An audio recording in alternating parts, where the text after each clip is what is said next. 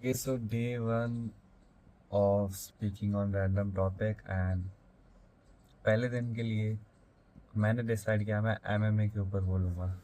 And इसके पीछे एक रीज़न है क्योंकि मैं क्या खुद एमएमए करता हूँ, है ना, मिक्स मार्शल आर्ट्स। जिसको भी नहीं पता, it is a combat sport.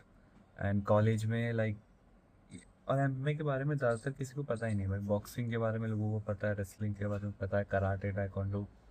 But मैं कॉलेज में जब कहता हूँ ना भाई मैं एमएमए करता हूँ, टीचर्स को समझ में नहीं आता भाई, बोलते ये क्या है। फिर मतलब मेरे को इतना रिकॉग्निशन नहीं मिला जितना मुझे शायद मिलना चाहिए था। इस वजह से मैंने डिसाइड किया चलो पहला टॉपिक इसके ऊपर ही बोलेंगे। तो मिक्स मार्शल आर्ट्स एक कॉम्बैट स्पोर्ट्स है।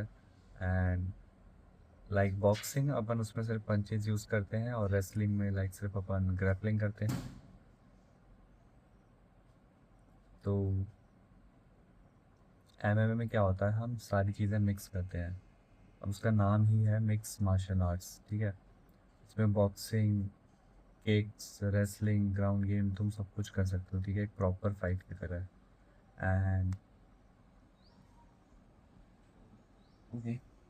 इसकी शुरुआत हुई थी लाइक ग्रीस में, ठीक है, एंशियंट टाइम पे।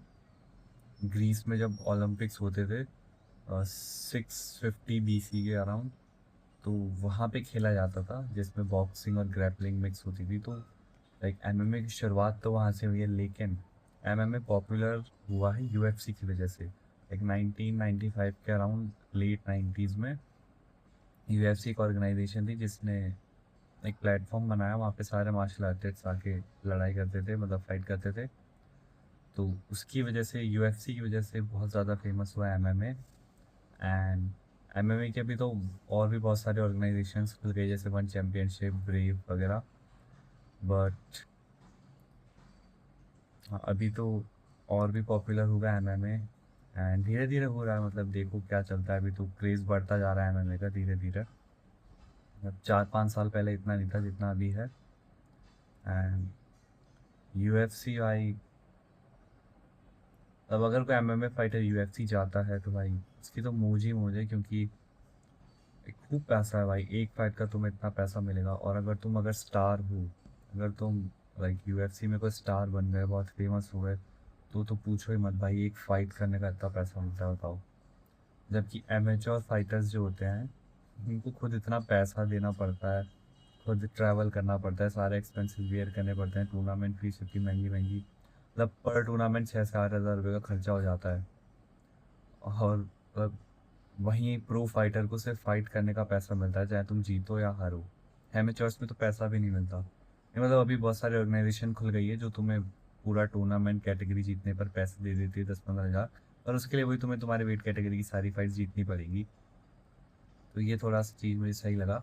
पर स्टिल वो इतना पैसा होता है कि तुम्हारा आना जाना ही कवर हो पाता है भाई उसमें। थोड़ा बहुत ऊपर मान लो, थोड़ा बहुत एक्स्ट्रा मिल जाता है, बट ठीक है, उसके लिए तुम्हें जीतना भी पड़ती है सारी फाइट, जो कि हर बार पॉसिबल है नहीं। तो एमएमए में बस इतना ही था मेरे पास बताने को। मतलब मैं रैंडम है, बस जो मेरे दिमाग में आ रहा है कोई भी टॉपिक मैं उसके बारे में बस बोलूँगा। मैं ज़्यादा फैक्ट्स वगैरह भी इकट्ठा नहीं कर रहा, बस जो मुझे समझ में आ रहा है बोलूँगा। बहुत सारी चीज़ें मानता हूँ मैंने मिस करी होंगी, बट इट्स ओके। ये बस सिर्फ मेरी स्पीकिंग कैपेबिलिटी को इंक्रीज़ करने के लिए है। तो आज की वीडियो में इतना ही, मिलते हैं फिर किसी नए टॉपिक के साथ। Till then take care, bye bye.